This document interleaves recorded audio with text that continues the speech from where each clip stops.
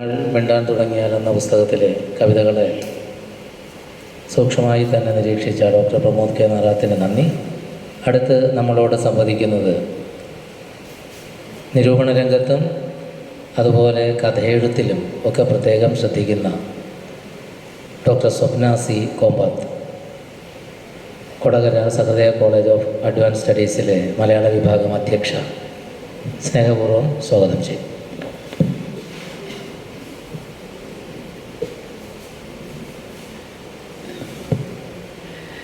വേദിയിലെയും സദസ്സിലെയും ബഹുമാന്യരെ, ഒരാളെ ഏറ്റവും നന്നായി ഭയപ്പെടുത്താനും അതല്ലെങ്കിൽ ഒരാളെ ഏറ്റവും ഇല്ലാതാക്കാനും സാധിക്കുന്ന ഒരു കാര്യം എന്ന് പറഞ്ഞു കഴിഞ്ഞിട്ടുണ്ടെങ്കിൽ വാലറ്റത്ത് പ്രതിഷ്ഠിക്കലാണ്. ഞാൻ പറയാൻ വന്ന കാര്യങ്ങളൊക്കെ എല്ലാവരും പറഞ്ഞു കഴിഞ്ഞു. മിനി ടീച്ചറാണെങ്കിൽ ഒരു കടൽ പോലെ കുറേ കാര്യങ്ങൾ പറഞ്ഞ് കഴിഞ്ഞു പോയി. പിന്നെ എല്ലാവരും ഇങ്ങനെ പല പല കാര്യങ്ങൾ പറയുന്നു. എന്തായാലും ഈ ഒരു വേദിയിൽ റീബയുടെ പുസ്തകത്തിനോടൊപ്പം നിൽക്കാൻ കഴിഞ്ഞതിലുള്ള ചാരിതാർത്ഥ്യം ആദ്യമേ അറിയിക്കട്ടെ. എന്നെ സംബന്ധിച്ചിടത്തോളം റീബ മികച്ച ഒരു സംഘാടകയാണ്. പലപ്പോഴും റീബ നടത്തുന്ന പ്രോഗ്രാമുകളിൽ വനിതാ സാഹിതിയുടേതായാലും മറ്റ് പ്രോഗ്രാമുകളിലായാലും എന്നെ ക്ഷണിക്കാറുണ്ട്. അപ്പോൾ പറ്റുന്നതിൽ ഞാൻ പോകാറുമുണ്ട്. ഇപ്പോൾ റീബ എൻ്റെ ഒരു സ്റ്റുഡൻറ്റ് കൂടിയാണ്. ശ്രീനാരായണ ഓപ്പൺ യൂണിവേഴ്സിറ്റിയിൽ എൻ്റെ ബാച്ചിലെ എം എ മലയാളം സ്റ്റുഡൻ്റാണ്. അപ്പോൾ എന്നെ സംബന്ധിച്ചിടത്തോളം റീബ എന്ന വ്യക്തിയെക്കുറിച്ച് ഞാൻ പറയാണ്. പലരും പറയുന്നത് പോലെ ഒരു കവിയുടെ ജീവിതമാണ് കവിത എന്ന് വായിക്കുന്നതിനോട് എനിക്ക് യാതൊരു വിധത്തിലുള്ള ഒരു എനിക്കതിനോട് യോജിക്കാനേ സാധിക്കില്ല. ഒരാളുടെ ജീവിതത്തിൽ കടന്നു പോയിട്ടുള്ള അനുഭവങ്ങൾ അയാളെ സ്വാധീനിച്ചിട്ടുണ്ടാകും എന്നത് ഒരു സത്യമായിട്ടുള്ള കാര്യമായിരിക്കും. പക്ഷെ അയാൾ എഴുതുന്നത് മുഴുവൻ അയാളുടെ ജീവിതത്തെ ആസ്പദമാക്കി എഴുതുന്നതാണെന്നത് ഏറ്റവും വലിയ തെറ്റിദ്ധാരണയാണെന്നാണ് ഞാൻ മനസ്സിലാക്കുന്നത്. റീബയെ സംബന്ധിച്ച് പറയുകയാണെങ്കിൽ റീബ എന്നെ ഈ ഒരു ഇതിന് വിളിച്ചിട്ട് വരുമോ എന്ന് ചോദിച്ചപ്പോൾ ഞാൻ ആദ്യം ഒന്ന് ഞെട്ടി. കാരണം ഞാൻ എല്ലാ സദസ്സിലും പറയുന്ന ഒന്നാണ്, കവിതയുമായിട്ട് എനിക്ക് പുലബന്ധം പോലും ഇല്ല എന്നുള്ള കാര്യം. ഞാൻ ആവശ്യത്തിന് മാത്രം, അതായത് പഠിക്കേണ്ട ആവശ്യത്തിനും പഠിപ്പിക്കേണ്ട ആവശ്യത്തിനും മാത്രമായിട്ട് കവിത വായിക്കുന്ന ഒരാളാണ് കേട്ടോ. എനിക്കങ്ങനെ കവിതയോട് വലിയ ഭ്രമമില്ല എന്നുള്ളതാണ് സത്യം.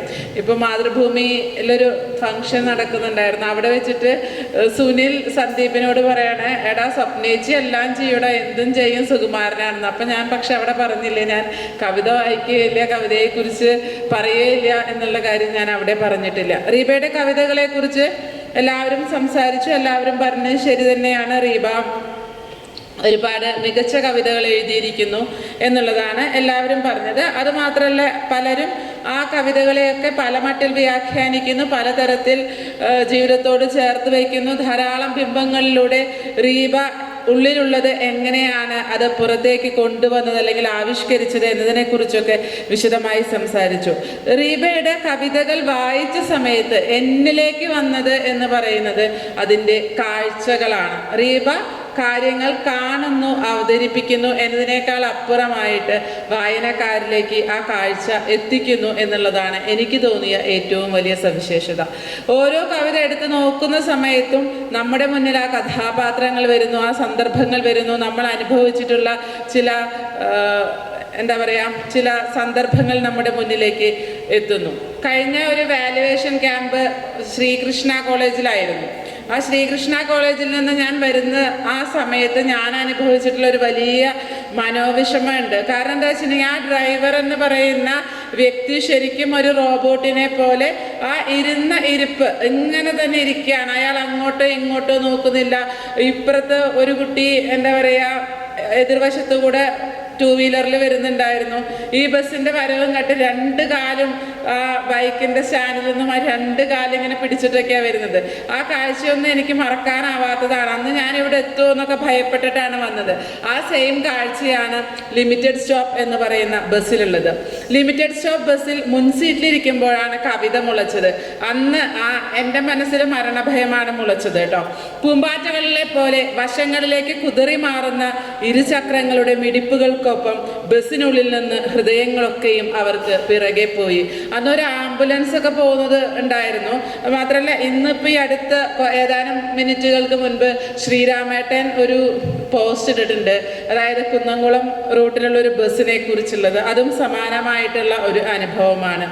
പിടികിട്ടാനാവാത്ത വേഗച്ചരട് വഴിയരികിലെ പൂവിന് കൊടുത്ത എൻ്റെ ഉമ്മകളെ തകർത്തു. സാദാ ബസ്സെന്ന് കരുതി കൈനീട്ടിയ വൃദ്ധൻ്റെ അതിമോഹത്തെ മണിമണിയായി പറയും പുലഭ്യം കൊണ്ട ഡ്രൈവർ നുള്ളിക്കളഞ്ഞു. ഇത് ഞാൻ പലപ്പോഴും ചിന്തിക്കാറുണ്ട്. കാരണം എന്താ വെച്ചിട്ടുണ്ടെങ്കിൽ നമ്മൾ സിംഗിളായിരിക്കുന്നതിൽ അല്ലെങ്കിൽ നമ്മൾ ഒറ്റയ്ക്ക് പോകുന്നത് ഇഷ്ടമില്ലാത്ത ചില ആൾക്കാരുണ്ട്. അതിൽ പ്രധാനപ്പെട്ടത് ഹോട്ടലുകാരാണ്. കാരണം നമ്മൾ ചെന്നിരിക്കുന്ന സമയത്ത് ഇപ്പോഴൊക്കെയാണ് പിന്നെയും 2 പേർക്കും ഒരാൾക്കൊക്കെ ആയിട്ടുള്ള സീറ്റുകൾ അറേഞ്ച് ചെയ്യുന്നത്. ബാക്കി 4 പേർക്ക് ഇരിക്കാവുന്ന ആ സീറ്റിൽ ഒറ്റയ്ക്ക് ഒരാൾ ചെന്നിരിക്കുമ്പോൾ സ്വാഭാവികമായിട്ട് നമ്മളൊന്ന് വേഗം എഴുന്നേറ്റ് പോയെങ്കിൽ എന്ന് മാത്രമായിരിക്കാം ഹോട്ടൽ ഉടമകൾ ചിന്തിക്കുക, അല്ലെങ്കിൽ ഹോട്ടൽ നടത്തുന്ന ആളുകൾ ചിന്തിക്കാറുള്ളത്.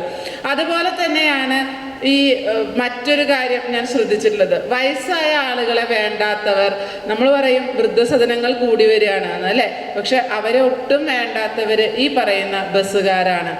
എവിടെ നോക്കിയാലും കാണാം. തൃശ്ശൂർ പാലക്കാട് റൂട്ടിലൊക്കെ സഞ്ചരിക്കുന്ന സമയത്ത് നമ്മൾ ആ കാഴ്ച നിരന്തരമായിട്ട് കാണുന്നതാണ്.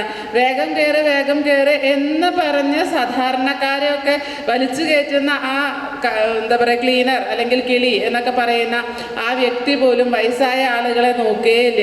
അതാണ് ഇവിടെ പറയുന്നത്. കൈനീട്ടിയ വൃദ്ധന്റെ അതിമോഹത്തെ മണിമണിയായി പറയും പുലഭ്യം കൊണ്ട ഡ്രൈവർ നുള്ളിക്കളഞ്ഞു. ഇതേ പുലഭ്യം തന്നെയാണ് മറ്റേ മത്സ്യഗന്ധികൾ എന്ന് പറയുന്ന നാടകത്തിലും നമ്മൾ കാണുന്നത്. 2 ബസ്സിന് മാത്രം കടന്നു പോകാവുന്ന വഴിയിൽ 3ാമത് ഒന്നുകൂടി പരീക്ഷിക്കാമെന്ന മരണപ്പാച്ചിലിൽ മുന്നിലെ ചില്ലല്ലാത്തതൊക്കെയും എന്നിൽ തറച്ചിട്ടും അയാൾ എന്നെ തുറിച്ചു നോക്കി. ഇത് നമ്മൾ ഈ തൃശ്ശൂർ കുന്നംകുളം റോട്ടിൽ ഇപ്പോൾ കുറച്ചും കൂടെ ഇത് കഴിഞ്ഞിട്ടുണ്ട്. അവിടെ പോകുമ്പോഴാണ് ഞാനിങ്ങനെ സത്യത്തിൽ വിചാരിക്കാറുണ്ട്, വീഗാലാൻഡ് പോലെയൊക്കെയുള്ള അമ്യൂസ്മെൻറ്റ് പാർക്കുകളിലൊക്കെ പോയി കഴിഞ്ഞിട്ട് ഞാൻ ഇങ്ങനെയുള്ള സ്ഥലത്ത് പോയാലും കണ്ണടച്ചിരിക്കാറേ ഉള്ളൂ, ഒന്നും കാണാറില്ല. അതേപോലെ തന്നെയാണ് ഈ പറയുന്ന ബസ്സുകളിലെയും യാത്ര. അത്തരം ഒരു അമ്യൂസ്മെൻറ്റ് പാർക്കിലെ ആ ഒരു ഫീല് നമുക്കത് നമ്മുടെ ഉള്ളിലുള്ളൊരു കാര്യമാണ്. പക്ഷെ അത് റീബ എഴുതിയപ്പോഴാണ് ഇതൊക്കെയാണല്ലോ നമ്മളും നിരന്തരം ചിന്തിക്കുന്നത് എന്ന് മനസ്സിലാവുന്നത്.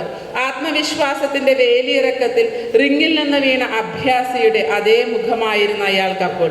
അപ്പോഴും സ്റ്റോപ്പെത്തിയിട്ടും ജീവിച്ചു കൊതിതീരാത്ത ഒരു വയസ്സിൽ അള്ളിപ്പിടിച്ചിരിപ്പുണ്ടായിരുന്നു. ഇവിടെയൊക്കെയാണ് ഞാൻ പറഞ്ഞത് റീബയുടെ കവിതകളിലെ കാഴ്ചകളാണ് എന്നെ ആകർഷിക്കുന്നത് എന്ന്. ചത്തില്ലെന്നുറക്കെ പറഞ്ഞ് നമ്മളെല്ലാവരുടെയും എപ്പോഴും കേൾക്കുന്ന ഒരു അല്ലെങ്കിൽ കാണുന്ന കാഴ്ചയാണ്. ചെവിയിൽ തിരികിയ പാട്ടിൻ്റെ വള്ളിയിൽ പിടിച്ച് ഏതോ ചില്ലയിൽ ചേക്കേറാൻ ബസ്സിൽ നിന്നൊരു യുവാവ് ധൃതിയിൽ പായുന്നുണ്ടായിരുന്നു. ഏറ്റവും ഒടുവിൽ എൻ്റെ ഉള്ളിലെ കവിത മാത്രം എന്നെ തണുപ്പിച്ചുകൊണ്ടിരുന്നു.